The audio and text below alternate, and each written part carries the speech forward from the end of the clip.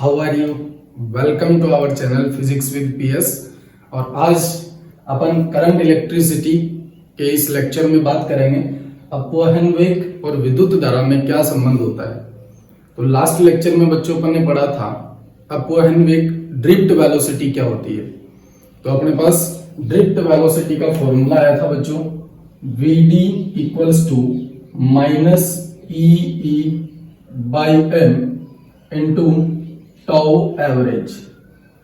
एक तो ये विद्युत क्षेत्र के रूप में आया था और एक अपन ने इसको विभवांतर के रूप में बदला था minus E V upon M into L और टाउ एवरेज। ये अपने पास ड्रिफ्ट वेलोसिटी का फॉर्मूला आया था। आज इस ड्रिफ्ट वेलोसिटी का अपन करंट के साथ में रिलेशन देखते हैं कि करंट के साथ कैसे रिलेटिव है। तो बात करते हैं बच्चों, आगे देखो। मान लो अपने पास कोई एक चालक तार है या कोई चालक है, ये आपके पास एक चालक है बच्चों। इस चालक के अंदर मैंने एक विद्युत क्षेत्र लगा रखा है जिसको मैंने बोल दिया ई एक्सटर्नल। इसकी डायरेक्शन ये है। अपन मान सकते हैं बैटरी लगा रखी है, ठीक है ना, क्योंकि अपन विद्युत क्षेत्र या इसको बाह्य विद्युत क्षेत्र में केवल रखेंगे तो क्या होगा, मैंने कहा था अंदर की ओर एक विद्युत क्षेत्र बन जाएगा तो ई नेट अंदर क्या हो जाएगा, जीरो। और उस कंडीशन में अपन ने इलेक्ट्रॉनों का औसत वेग क्या बताया था बच्चों, जीरो। लेकिन यहां पर मैंने बैटरी लगा रखी है, ध्यान से देखो, ठीक है। अपन यहाँ पे क्या मान रहे हैं कि अपन ने एक बैटरी लगा रखी है और बैटरी के कारण जो एक्सटर्नल इलेक्ट्रिक फील्ड है उसकी डायरेक्शन ये है। तो अब इलेक्ट्रॉन यहां इकट्ठा नहीं होंगे, ध्यान रखना। अंदर वाला जो विद्युत क्षेत्र है वो अब नहीं बनेगा। अब बैटरी लगा रखी है, अब इलेक्ट्रॉन चलना शुरू कर देंगे। और यही पढ़ा था अपन ने ड्रिफ्ट वेलोसिटी के अंदर कि जब बैटरी लगा देते हैं तो इलेक्ट्रॉनों का औसत वेग क्या कहलाता है, ड्रिफ्ट वेलोसिटी। यानी बैटरी लगाने के बाद इलेक्ट्रॉन जिस धीरे धीरे स्पीड से चलते हैं उसको अपन ने क्या नाम दिया था, अपवहन वेग। तो मान लेते हैं अपन यहां से बैटरी लगा रखी है और ये विद्युत क्षेत्र की दिशा।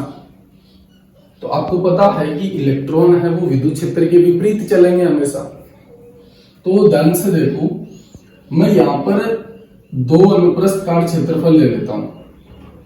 एक अनुप्रस्थ काट क्षेत्रफल ये है और एक अनुप्रस्थ काट क्षेत्रफल ये है। अब देखो विद्युत क्षेत्र की दिशा ये है तो इस चालक में इलेक्ट्रॉन इस तरीके से गति करेंगे। मान लो इस अनुप्रस्थ काट क्षेत्रफल के अंदर जितने भी इलेक्ट्रॉन हैं, देखो इलेक्ट्रॉन तो पूरे चालक में ही है, लेकिन मैं इस वाले अनुप्रस्थ काट क्षेत्रफल की बात कर रहा हूं। इसको मैंने नाम दे दिया ए और ये है बी। तो बच्चों यहां पर जो इलेक्ट्रॉन होंगे वो मान लो dt समय में, किसकी बात कर रहा हूं, dt समय में इस अनुप्रस्थ काट क्षेत्रफल के अंदर जो इलेक्ट्रॉन थे वो कहां पहुंच गए, B के अंदर। ये लो जी, अपन ने यही तो बोला है कि बाह्य विद्युत क्षेत्र ये है, इलेक्ट्रॉन इसके विपरीत चलेंगे। अपन ने बोला कि अनुप्रस्थ काट क्षेत्रफल A में जितने इलेक्ट्रॉन हैं वो dt समय में कहां पे आ गए, B में। क्लियर है बच्चों इतनी सी बात। और इस कंडीशन में इन इलेक्ट्रॉनों का जो वेग होगा उसको क्या बोलेंगे अपन, vd। अपवहन वेग से चलता है बैटरी लगाने के बाद, तो इलेक्ट्रॉनों का जो वेग होगा उसको क्या बोल दिया अपन ने, ड्रिफ्ट वेलोसिटी। अब बच्चों ध्यान से देखो, अगर dt समय की बात करूं तो ये इलेक्ट्रॉन A से B में पहुंच गए, तो इसके पीछे इलेक्ट्रॉन और भी तो है। ध्यान से देखो, इलेक्ट्रॉन तो पूरे चालक के अंदर है, ये लो जी। इन इलेक्ट्रॉनों के पीछे भी तो इलेक्ट्रॉन है। अगर मान लो ये इलेक्ट्रॉन dt समय में यहां पहुंच गए तो ये पीछे वाले इलेक्ट्रॉन इनके पीछे चलते रहेंगे ऐसे। क्लियर है बच्चों इतनी सी बात। मैंने कहा एक के अंदर जितने भी इलेक्ट्रॉन है वो dt समय में यहां पहुंच गए तो इनके पीछे और भी तो इलेक्ट्रॉन है, वो देखो आगे की ओर बढ़ते जाएंगे। तो अगर मैं बात करूं कि dt समय में ऐसे कितने इलेक्ट्रॉन निकले dt समय में, तो बात करते हैं अपन किसकी, सबसे पहले तो अपन एक चीज यहां पर नोटिस करो कि इस चालक की एकांक आयतन में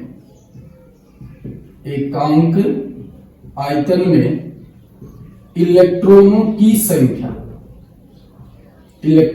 संख्या और वो अपन कितनी मान लेते हैं n। देखो बच्चों, अगर अपन चालक की बात करें तो चालकों के अंदर अगर मैं बात करूं कि 1 मीटर क्यूब के अंदर लगभग कितने इलेक्ट्रॉन होते हैं? 10⁻29 इलेक्ट्रॉन। ध्यान से देखो, मैंने कहा चालक ऐसे पदार्थ होते हैं जिनके पास बहुत सारे मुक्त इलेक्ट्रॉन होते हैं। चालकों के पास मुक्त इलेक्ट्रॉन बहुत ज्यादा होते हैं, जिसके कारण तो धारा प्रवाहित होती है आसानी से। तो अगर मैं 1 मीटर क्यूब आयतन की बात करूं तो चालकों के अंदर लगभग 10⁻29 इलेक्ट्रॉन के आसपास होते हैं। ये थोड़े ऊपर नीचे हो सकते हैं, जैसे कॉपर के लिए अलग है, जो भी आपके मेटल्स हैं। अपन देखो, इलेक्ट्रॉनों की संख्या डिपेंड करेगी ये किस मटेरियल का बना हुआ है, ठीक है। तो अपन मेजर या मोस्टली दो तीन ही बनाते हैं, जैसे कॉपर हो गया, एल्यूमिनियम हो गया, ठीक है ना।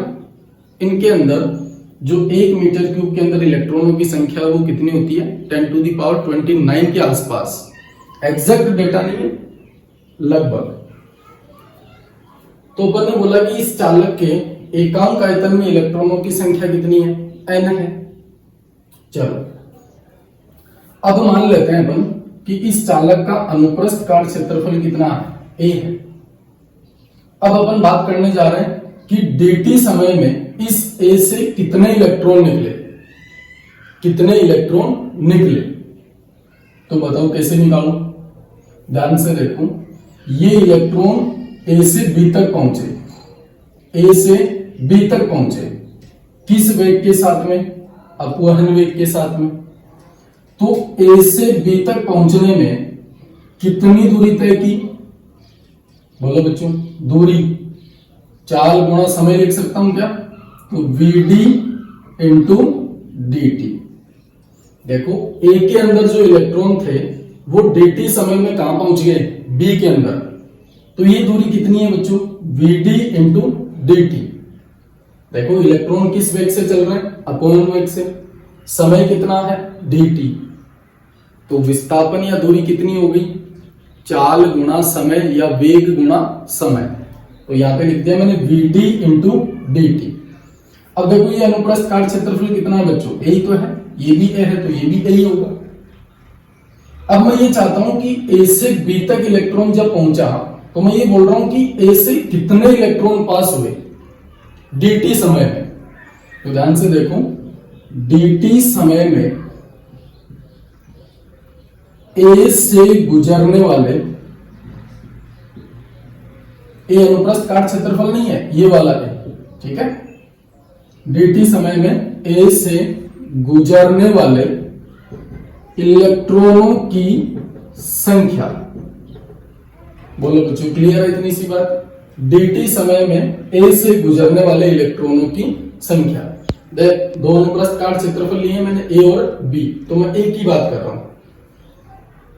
तो बताओ बच्चों, मेरे हिसाब से इन दोनों अनुप्रस्थ काट क्षेत्रफल के बीच में जो इलेक्ट्रॉन आ रहे हैं ना, dt समय में उतने ही इलेक्ट्रॉन आगे निकले। क्लियर है इतनी सी बात? देखो, a से इलेक्ट्रॉन यहां b में पहुंच गए, तो इनके पीछे भी तो इलेक्ट्रॉन है, देखो इस बीच वाले क्षेत्र में आ गए सारे। तो मैंने कहा a से b तक इलेक्ट्रॉन कितने गए? जितने इस वाले आयतन में आ रहे हैं। देखो, a और b के बीच का जो आयतन है ना, इस आयतन में जो इलेक्ट्रॉन आ रहे हैं वही इलेक्ट्रॉन a से b या a से गुजरे हैं कितने समय में? dt समय में। तो बताओ इसका आयतन कैसे निकालो? ये तो रही दूरी और ये रहा अनुप्रस्थ काट क्षेत्रफल, दोनों को गुणा कर दूं तो ये तो आ जाएगा आयतन a vd इंटू dt। अब देखो, इतने इलेक्ट्रॉन नहीं गए अभी तक, ये तो अपन ने इसका आयतन निकाला है। अब एकांक आयतन में इलेक्ट्रॉनों की संख्या कितनी है? n। तो इतने आयतन में इलेक्ट्रॉनों की संख्या कितनी हो जाएगी? n से इसको गुणा कर दूं। देखो बच्चों, क्लियर है इतनी सी बात? मैंने कहा कि ए से कितने इलेक्ट्रॉन निकलेंगे dt समय में, जितने इलेक्ट्रॉन ए और बी के बीच भरे हुए हैं, देखो इन दोनों अनुप्रस्थ काट क्षेत्रफल के बीच में जितने इलेक्ट्रॉन भरे हुए हैं ना, वो ही इलेक्ट्रॉन dt समय में ए से गुजरते हैं। क्लियर है? तो ए से बी तक का जो क्षेत्र है ना, ए से बी तक का, इसका आयतन कैसे निकालोगे? ये तो रही इसकी लंबाई और ये रहा इसका अनुप्रस्थ काट क्षेत्रफल, तो दोनों को गुणा कर दें अपन। तो गुणा करोगे तो क्या आ जाएगा अपने पास? आयतन आ जाएगा। तो मेरे पास आयतन आ गया ए V D into D T. अब मैंने कहा एकांक आयतन में इलेक्ट्रॉनों की संख्या n है, तो इतने आयतन में इलेक्ट्रॉन कितने हो जाएंगे? इसको n से गुणा कर दो। तो इतने इलेक्ट्रॉन dt समय में a से निकलते हैं बच्चों। अब यहां से देखो इलेक्ट्रॉनों की संख्या तो आ गई अपने पास। अब मैं आपको बोलूं कि dt समय में आवेश कितना स्थानांतरित हुआ। ध्यान से देखो, अगर मैं बोलूं आपको कि dt समय में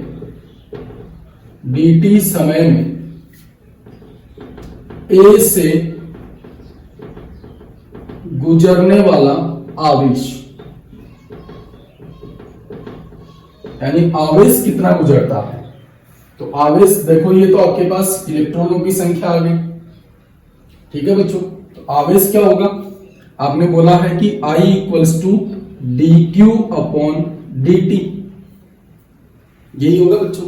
I इक्वल्स टू, सॉरी एक सेकंड, आवेश की बात कर रहे हैं ना अपन, तो आवेश क्या हो जाएगा आपके पास?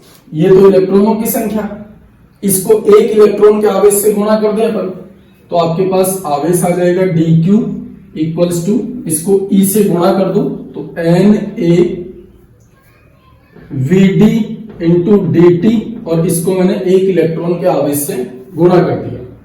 देखो इलेक्ट्रॉनों की संख्या तो ये आ गई अपने पास कि इतने इलेक्ट्रॉन ए से गुजरते हैं कितने समय में? dt समय में। तो आवेश कितना गुजरेगा? तो इलेक्ट्रॉनों की संख्या को एक इलेक्ट्रॉन के आवेश से गुणा कर दे अपन, तो कुल आवेश आ जाएगा अपने पास। बच्चों फॉर्मूला यही तो होता है, Q equals to N E. अगर इलेक्ट्रॉनों की संख्या दे रखी है तो आवेश कैसे निकालते हैं अपन? इलेक्ट्रॉन के आवेश को इलेक्ट्रॉन की संख्या से गुणा कर देंगे, तो ये आ गया अपने पास आवेश। अब यहां से अपन विद्युत धारा निकाल सकते हैं बहुत आसानी से, तो नोट करो, इसको आगे देखते हैं।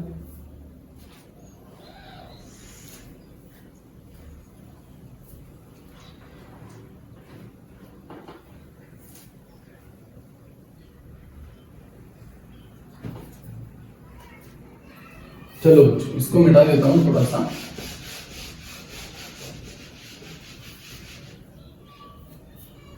अब देखो ये अपने पास आवेश आ गया, तो अब अपन विद्युत धारा की बात करें तो I इक्वल्स टू क्या हो जाएगा? D Q upon D T. विद्युत धारा, क्योंकि संबंध निकालना अपने को किसमें? अपवहन वेग और विद्युत धारा में। तो I इक्वल्स टू हो गया D Q upon D T. तो I इक्वल्स टू देखो डी क्यू की वैल्यू ये रही आपके पास N A V D D T into E upon D T.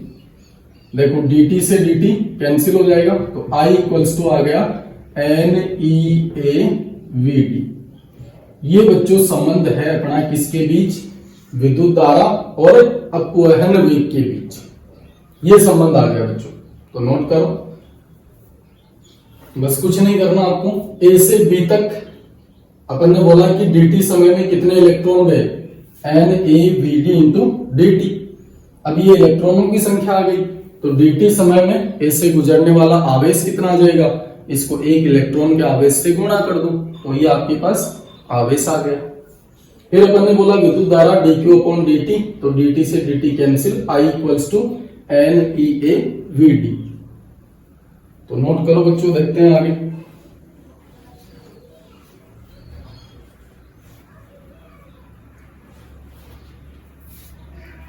चलो क्लियर है इतनी चीजें?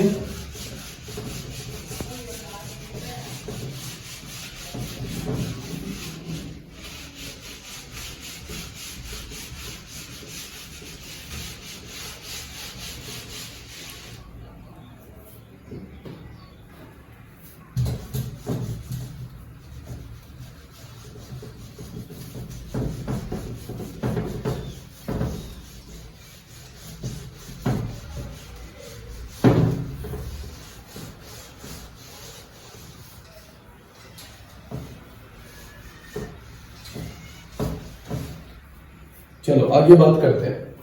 देखो फॉर्मूला आ गया अपने पास, I equals to NEAVD।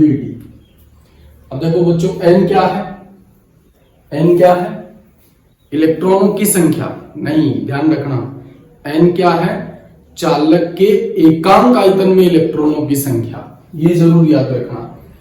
N क्या है यहां पर, एकांक आयतन में इलेक्ट्रॉनों की संख्या। E क्या है बच्चों, इलेक्ट्रॉन का आवेश। A क्या है बच्चों, चालक का अनुप्रस्थ काट क्षेत्रफल, अनुप्रस्थ काट क्षेत्रफल। और VD क्या है, अपवहन वेग। अब देखो बच्चों अपवहन वेग का अपन ने फॉर्मूला पढ़ा था, VD equals to EV upon ml into tau, ये पढ़ा था। माइनस नहीं लिख रहा हूं एक बार, माइनस तो अपने को दिशा बता रहा था, ठीक है ना, और माइनस यहाँ पे क्या बता रहा था, दिशा, कि इलेक्ट्रॉन विद्युत क्षेत्र के विपरीत दिशा में चलते हैं। तो मैंने यहाँ पर केवल परिमाण लिखा है, VD equals to EV upon ml into tau. अब इस VD की वैल्यू यहां पे रखो तो क्या आएगा अपने पास, देखो I इक्वल्स टू NEA और VD की ये वाली वैल्यू रख दो EV upon ml into tau. अब देखो थोड़ा सा मैं इसको चेंज कर रहा हूं, E और E क्या हो जाएगा, E स्क्वायर, तो NE square upon NE square into A, और क्या बचेगा V upon ml into tau, ये बचेगा बच्चों। अब देखो अपन बात करें यहां से V की वैल्यू निकालो, क्या आएगी अपने पास, V की वैल्यू क्या हो जाएगी, ये ml यहां पे चले जाएगा, तो m इंटू एल अपॉन नीचे क्या बचेगा, NE square A into tau, और ये बन गया आपके पास I। अब यहां पर देखो बच्चों एक बहुत अच्छी चीज अपने को देखने को मिलेगी, ये मैंने इसको V की फॉर्म में लिख लिया। अब देखो N क्या है, इलेक्ट्रॉन का द्रव्यमान, N क्या है बच्चों यहां पर, इलेक्ट्रॉन का द्रव्यमान। L क्या है यहां पर, चालक की लंबाई। इन चीजों को एक बार लिख लेते हैं अपन। M क्या है, इलेक्ट्रॉन का द्रव्यमान। L क्या है आपके पास, चालक की लंबाई, चालक की लंबाई। N क्या है यहां पर, एकांक आयतन में इलेक्ट्रॉन, एकांक आयतन में इलेक्ट्रॉन। E इलेक्ट्रॉन का आवेश, E है इलेक्ट्रॉन का आवेश। बात करें अपन A की, A है आपके पास अनुप्रस्थ काट क्षेत्रफल, और टाउ क्या था आपके पास, विश्रांति काल। विश्रांति काल, विश्रांति काल क्या होता है बच्चों, जब इलेक्ट्रॉन चालक में चलता है तो वो क्या करेगा, देखो इससे फर्स्ट लेक्चर में अपन ने बात की थी कि इलेक्ट्रॉन जहां से निकलता है वहां पे पॉजिटिव चार्ज बनता है ना, उसको अपन ने कर्नल बोला था, याद हो तो आपको। तो ये इलेक्ट्रॉन जब चलता है तो कर्नल के साथ में इसकी टक्कर होती है, ठीक है ना, तो दो टक्करों के बीच इलेक्ट्रॉन को जो समय मिलता है ना फ्री, उसको अपन क्या बोलते हैं, विश्रांति काल। अब ध्यान से देखो, अगर मैं इस फॉर्मूले के अंदर बात करूं तो n इलेक्ट्रॉन का द्रव्यमान कांस्टेंट है, फिक्स है। n देखो, n क्या है, एकांक आयतन में इलेक्ट्रॉन, ये भी फिक्स है। कब तक फिक्स है उसकी बात करेंगे अपन, लेकिन अभी बात करें कि एकांक आयतन में इलेक्ट्रॉनों की संख्या क्या है, कांस्टेंट है। E इलेक्ट्रॉन का आवेश है, ये भी कांस्टेंट है। तो यहां पर विश्रांति काल है, ये भी कांस्टेंट है। कब तक, जब तक आप ताप में परिवर्तन नहीं करते हो। ध्यान से देखो, जब तक आपका ताप कांस्टेंट है ना बच्चों, जब तक ताप कांस्टेंट है, ये जो चीजें मैंने बताई है कौन कौन सी, एम एन ई टाउ, और जब तक ताप कांस्टेंट है तो चालक की लंबाई भी कांस्टेंट रहेगी और अनुप्रस्थ काट क्षेत्रफल भी कांस्टेंट रहेगा। तो देखो आपके पास ये जो पूरी की पूरी राशि है ये क्या बन गई, एक कांस्टेंट बन गई, और इस कांस्टेंट को मैं लिख देता हूं यहां से प्रतिरोध, या फिर ऐसे बोलो कि ये पूरी की पूरी राशि कांस्टेंट बन गई, तो V किस पे डिपेंड कर रहा है, देखो I पर, यानी यहां से मैं बोल सकता हूं कि V समानुपाती है किसके, I के। और बच्चों शायद यही ओम का नियम था, यही ओम का नियम क्या बच्चों, ओम का नियम क्या था, V equals to I into R। ये I के गुणा में जो है ना, इसको अपन क्या नाम देते हैं बच्चों, प्रतिरोध। आज तक अपन ने प्रतिरोध का नाम ही सुना था, और आज देखो इसका लंबा चौड़ा फॉर्मूला सा भी आ गया अपने पास। क्लियर है। अब अपन बच्चों बात करते हैं किसकी, V समानुपाती है किसके, I के, यानी यहां से R की वैल्यू क्या आएगी आपके पास, M into L upon N E square A, और ये टाउ। ये बच्चों प्रतिरोध का मान आ गया आपके पास। क्लियर है इतनी सी बात। देखो इस वाले फॉर्मूले की तुलना कर लो किसके साथ में, ओम के नियम के साथ में, तो I के गुणा में जो भी है ना वो सारा क्या है, प्रतिरोध है। क्लियर है बच्चों। चले आगे, तो यहां तक नोट करो, ये आपके पास प्रतिरोध का मान आ गया, ठीक है, ml upon N E square A into tau. Note करो बच्चों, नोट करो, देखते हैं आगे।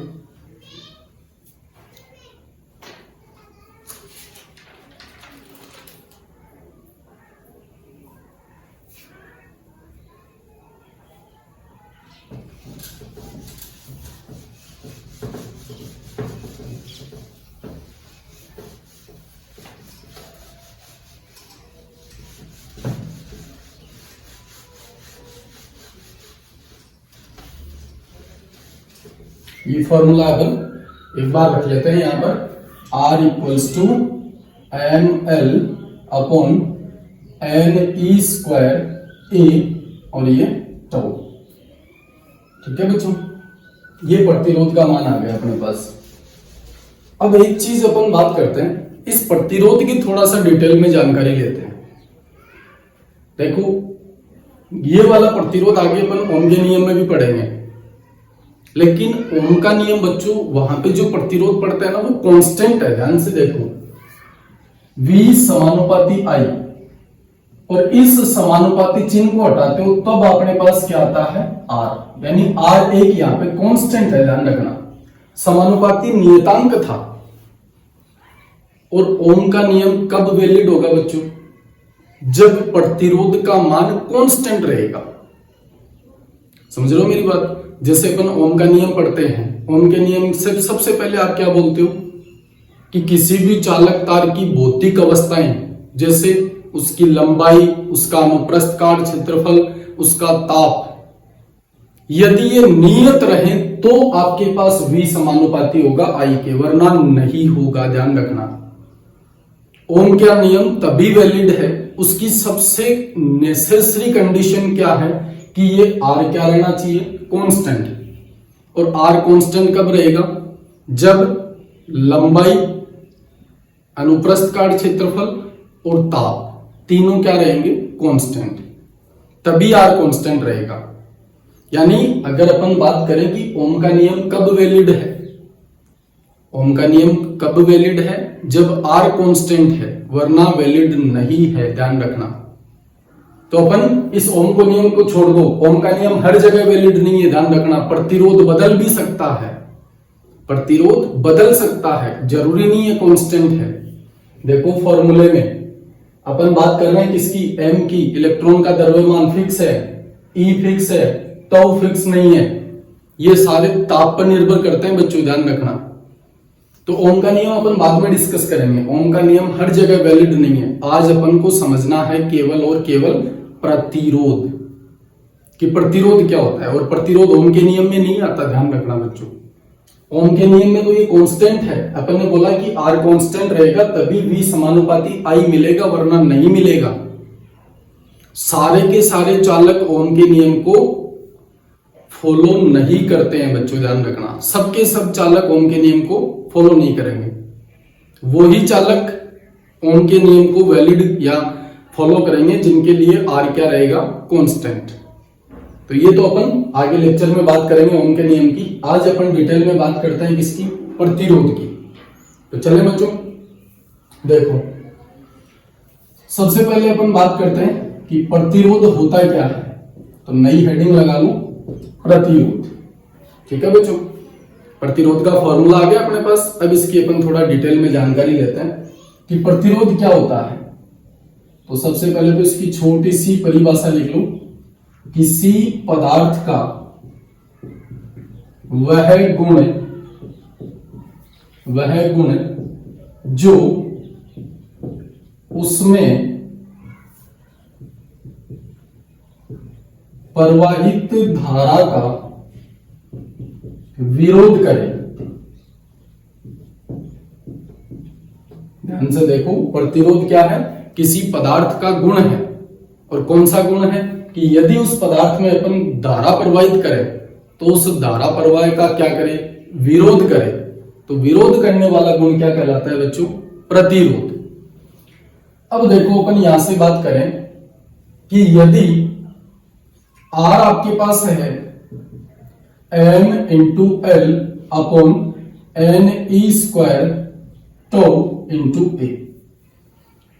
अपन ने ये तो बोल दिया कि प्रतिरोध किसी पदार्थ का वह गुण है जो उसमें प्रवाहित धारा का विरोध करे।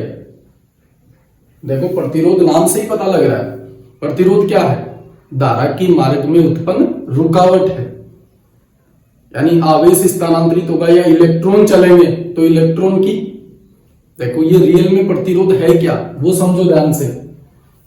मान लो मेरे पास ये चालक है और इस चालक के पास बहुत सारे मुक्त इलेक्ट्रॉन हैं, यही तो पढ़ा है अपन ने। इस चालक पर मैंने मान लो कोई बैटरी लगा दी और बैटरी लगाने से एक्सटर्नल विद्युत क्षेत्र इस दिशा में बन गया। अब इलेक्ट्रॉन इसके विपरीत चलना शुरू करेंगे। अब ध्यान से देखो, अगर मैं इलेक्ट्रॉन की बात करूं तो इलेक्ट्रॉन जहां से निकला था वहां पे क्या बनेगा, कर्नल बनेगा, पॉजिटिव चार्ज बनेगा।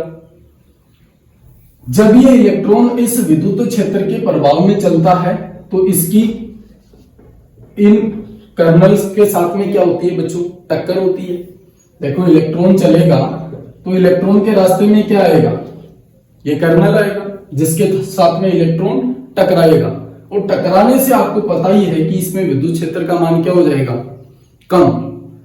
देखो इलेक्ट्रॉन प्रवाहित होता है तभी अपने पास क्या होती है, धारा प्रवाहित होती है। चालकों के अंदर अगर मैं बात करूं धारा प्रवाह किसके कारण होता है, इलेक्ट्रॉनों के कारण। जब इलेक्ट्रॉन चलना शुरू करेगा तो आपके पास धारा प्रवाहित होगी।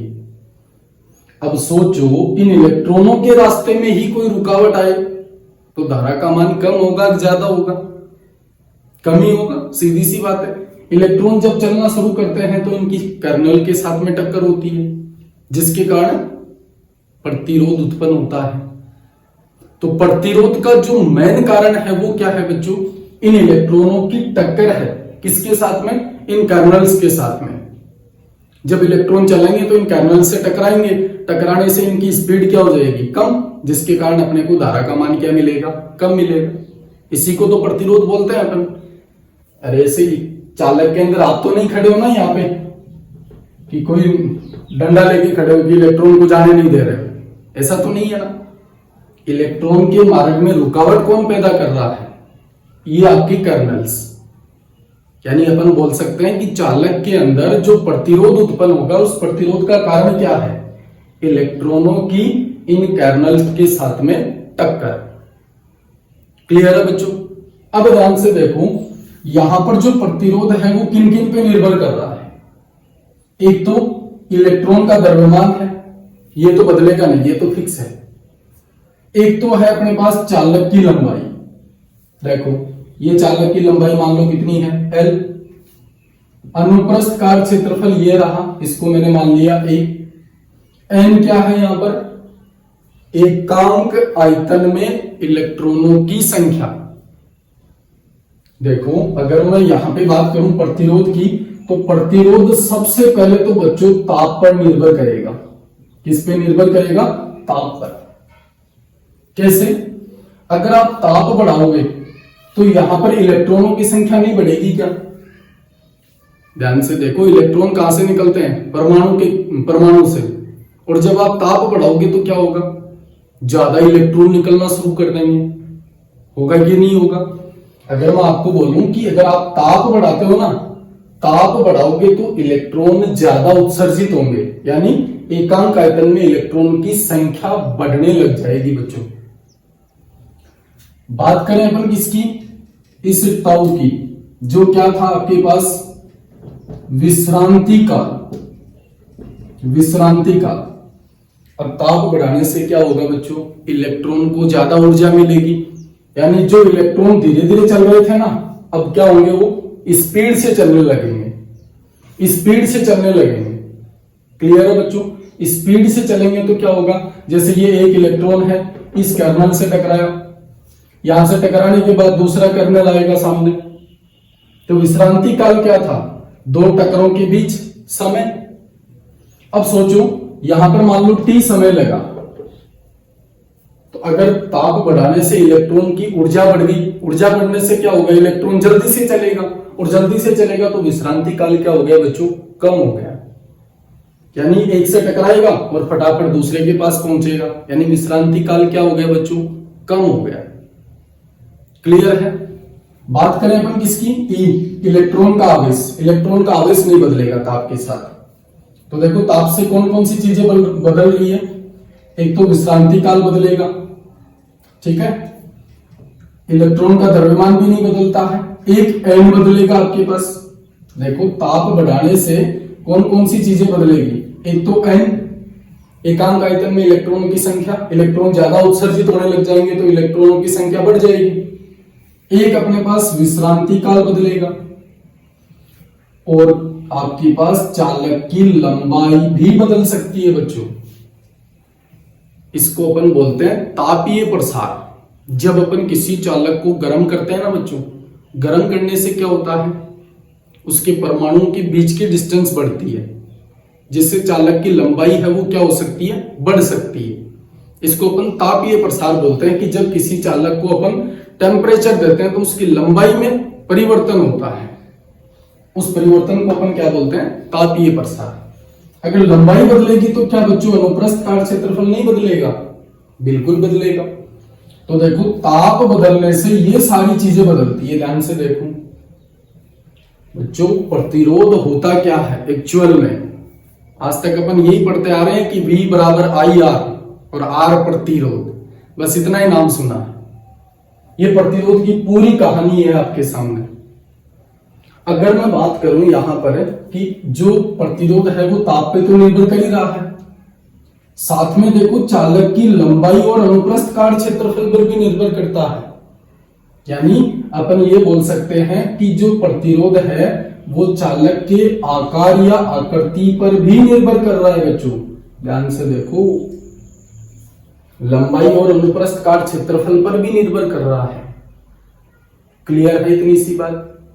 तो ये तो था अपने पास बच्चों प्रतिरोध। अब अपन बात करते हैं आगे किसकी, प्रतिरोधकता की।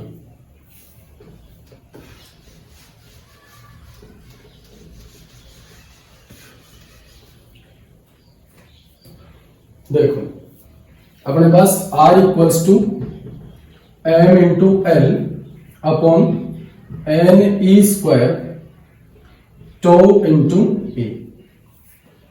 अब बच्चों यहां पर एक नई क्वांटिटी आती है प्रतिरोधकता।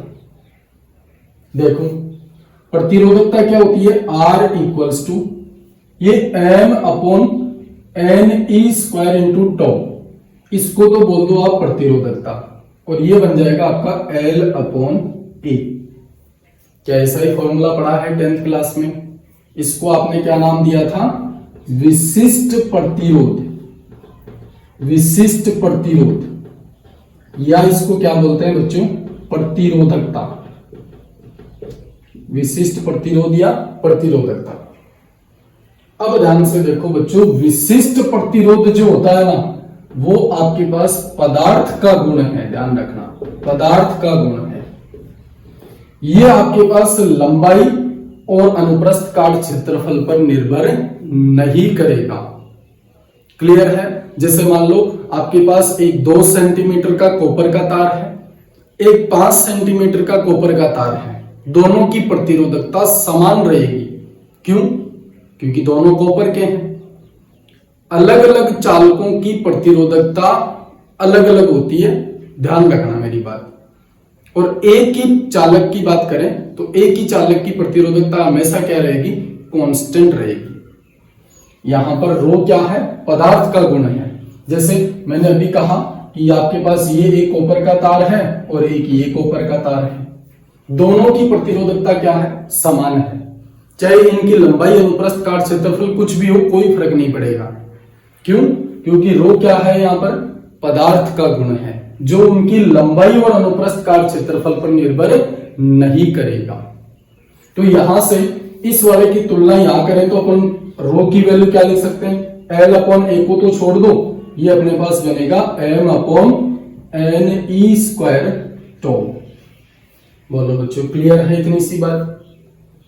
देखो, प्रतिरोध तो लंबाई और अनुप्रस्थ काट क्षेत्रफल पर भी निर्भर करेगा, लेकिन प्रतिरोधकता लंबाई, अनुप्रस्थ काट क्षेत्रफल पर निर्भर नहीं करेगी। क्यों नहीं करेगी? क्योंकि ये एक पदार्थ का गुण है।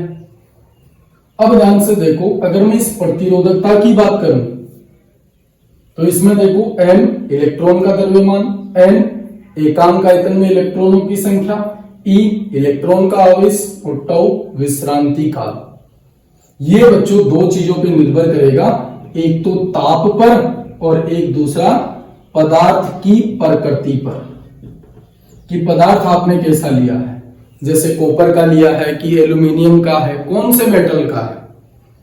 तो प्रतिरोधकता अपने पास दो चीजों पर डिपेंड करती है, एक तो ताप पर और एक पदार्थ पर या पदार्थ की प्रकृति पर। जैसे मान लो मेरे पास एक वायर है कॉपर का और एक वायर है एल्यूमिनियम का, तो इन दोनों की प्रतिरोधकता क्या होगी बच्चों, अलग अलग होगी। क्यों? क्योंकि ये दोनों अलग अलग पदार्थ हो गए। क्लियर है?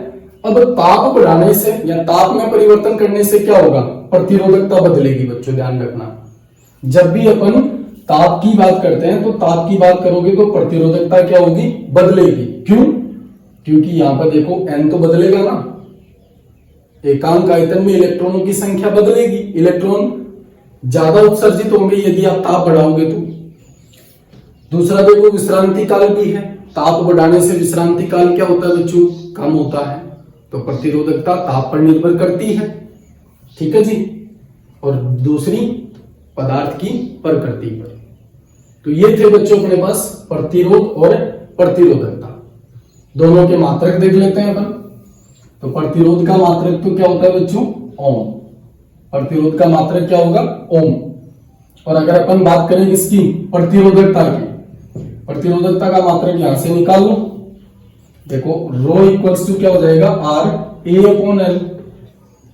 एल अपॉन ए को इधर लाओ तो ये ए अपॉन बन जाएगा। तो आर का तो क्या होता है ओम, क्षेत्रफल मीटर स्क्वायर अपॉन लंबाई मीटर है तो मीटर से ये स्क्वायर कैंसिल, क्या बन जाएगा ओम इंटू मीटर।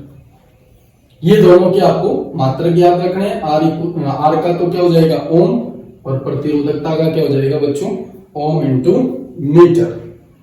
बोलो क्लियर है इतनी सी बात? तो ये थे अपने पास किसी भी चालक में प्रतिरोध और प्रतिरोधकता क्या होती है।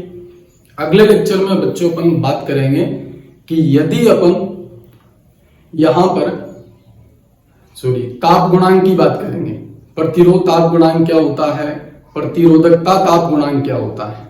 तो ये चीजें क्लियर है बच्चों। ये प्रतिरोध है, ओम के नियम में इसकी एक बार फिर से चर्चा करेंगे अपन अगले लेक्चर में। आर का फॉर्मूला ये हो जाएगा और रो का फॉर्मूला ये हो जाएगा, M upon N E square tau. और R का क्या हो जाएगा ml upon N E square A into tau. Clear है बच्चों? तो मिलते हैं अगले लेक्चर में, तब तक के लिए थैंक यू।